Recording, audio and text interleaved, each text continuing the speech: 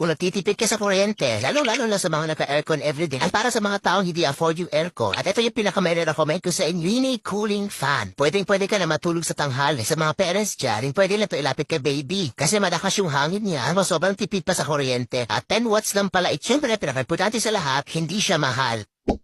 Tara, samahan niyo kung iyan ba. Siya nga pala guys, madami pala siyang kulay na pwede mong pagpili. White na yung pinili ko kasi bagay na bagay sa quartz. Ang box malalaman mo lahat ng kiniklaim mini cooling fan. At sobrang sayo ko guys kasi sobrang tipid talaga niya. Hindi lang kasi siya fan. Pwede mo rin siyang gawing humidifier. At saktong-sakto kasi meron ako essential oil. What you see is what you get talaga. Medyo nagulat ako dyan kasi may kabigatan kasi siya. At hindi na kayo mahihirapan riyasin po paano siya gamitin kasi meron naman siyang manual. At sobrang ganda niya talaga sa personal. At tapos yung hawakan niya sobrang bagay na bagay talaga sa kwarto ko kasi kulay brown. Pwede mo ito iregalo sa panahon natin ngayon kasi sobrang init. At para sa mga student ka na sobrang init yung classroom nyo, pwede nyo ito dalhin. Pero much better na kulay is